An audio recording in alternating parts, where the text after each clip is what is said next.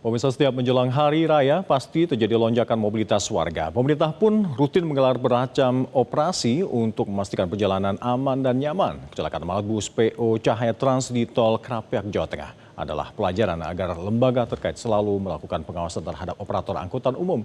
Di saat kebutuhan transportasi meningkat, akan ada saja operator yang nakal dan nekat melanggar. Dan bila terjadi kecelakaan, dampaknya bisa fatal. Pemirsa, kami telah menyiapkan reportasenya untuk Anda berikut ini.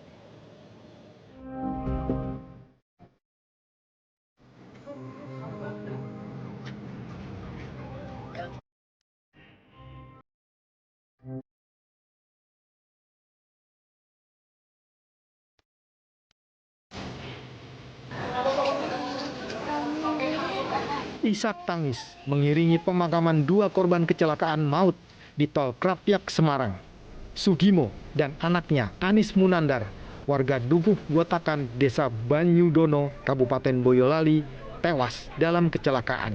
Karena Sugimo dan Anis adalah ayah dan anak, keluarga sepakat keduanya dimakamkan dalam satu liang lahat. Awal pekan ini terjadi kecelakaan maut di kota Semarang, Jawa Tengah.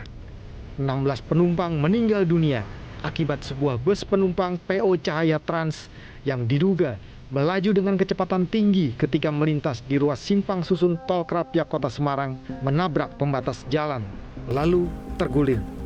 Bus berangkat dari Jati Asih, Jakarta, dalam perjalanan menuju ke Yogyakarta. Menurut tim SAR, proses evakuasi korban menghadapi kendala teknis yang berat. Posisi korban terjepit di antara rangka kendaraan yang ringsek.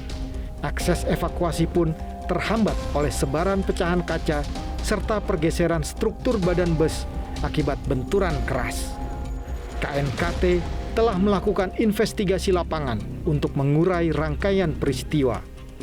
Kesimpulan resmi baru akan disampaikan setelah seluruh data teknis, kondisi kendaraan, dan keterangan saksi dianalisis. Terbentur sangat kuat sehingga survival space-nya menjadi berkurang, tidak memenuhi syarat sehingga bisa menimbulkan beberapa korban. Tapi secara sekilas kerangkanya masih dalam kondisi bagus. Bagus ya Pak ya, maksudnya untuk kelayakan masih layak sebenarnya seperti itu ya? Yang terlihat belum yang kita belum bisa ngomong seperti apa, tapi yang dari sisi yang terekspos masih dalam kondisi baik. Salah satu penumpang bus yang selamat mengungkap, sopir bus sempat berganti saat berhenti di rest area Subang. Sopir pengganti inilah yang mengemudikan bus dengan kecepatan tinggi sebelum kecelakaan terjadi. Dulu kita rest di area Subang, rest area Subang, itu jam 20.00 atau 20.30. Nah setelah situ aku awalnya belum sadar kalau ternyata driver ini bertukar dengan driver utama dengan driver cadangannya. Aku baru tahu itu karena aku baru balik dari polsek untuk laporan BAP dan aku tanya juga dari pihak polseknya. Semenjak rest area, kecepatan bus itu makin tidak terkendali karena kayak beberapa saat ketika aku minum kayak tersedak karena ada guncangan gas yang meningkat kecepatannya. Lalu beberapa kali aku tengok ada sedang menyalip atau sedang lagi melaju dengan cepat. Ya, jadi udah mulai masuk jam 9 atau jam 10 aku sempat chat juga, sempat megang handphone. Setelah itu aku istirahat. Polisi telah melakukan gelar perkara terkait kecelakaan maut bus PO Cahaya Trans yang menewaskan 16 orang di simpang susun exit Tol Krapyak, Kota Semarang. Hasilnya, sopir bus bernama Gilang ditetapkan sebagai tersangka. Polisi menyatakan penetapan tersangka berdasarkan bukti permulaan yang cukup berupa keterangan 4 saksi serta ahli. Gilang dijerat pasal 310 Undang-Undang Nomor 22 Tahun 2009 tentang lalu lintas dan angkutan jalan dengan ancaman pidana maksimal 6 tahun penjara. Diperoleh pengakuan bahwa sesaat setelah pengemudi melakukan aktivitas pembayaran tol di gerbang tol Kali Kangkung, kemudian menuju ke simpang susun Krapyak tepatnya di kilometer 420-200. Pengemudi mengakui mengemudikan kendaraan dalam kecepatan yang cukup tinggi, namun dia tidak bisa memastikan berapa kecepatannya sehingga ketika di depan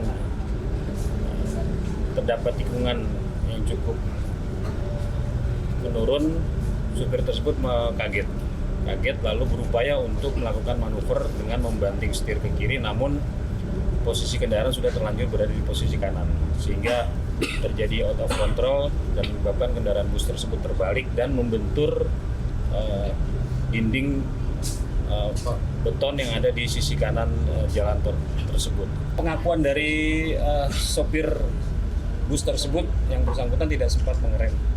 Dia berupaya untuk mengalihkan persneling dari gigi 6 ke gigi 5, namun tidak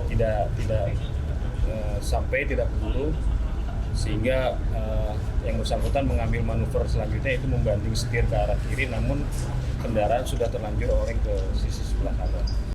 Diberitakan Direktorat Jenderal Perhubungan Darat menemukan bus naas tersebut tidak memiliki izin operasional yang sah.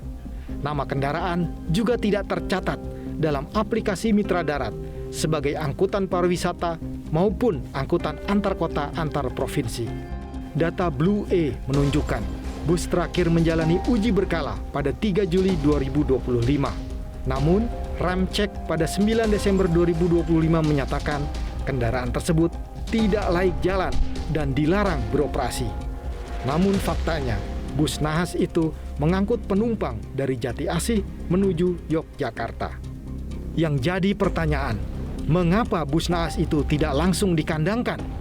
Armada yang sudah dinyatakan tidak layak jalan dan dibiarkan melenggang bebas akhirnya menjemput maut di jalanan. Artinya, kecelakaan Krapyak bukan semata peristiwa teknis di jalan, melainkan hasil dari rangkaian pelanggaran yang terjadi jauh sebelum bus bergerak meninggalkan terminal. Setiap menjelang hari raya, pasti terjadi lonjakan mobilitas warga. Pemerintah pun rutin menggelar bermacam operasi untuk memastikan perjalanan aman dan nyaman. Ada operasi lilin di masa libur Nataru atau operasi ketupat saat libur Lebaran.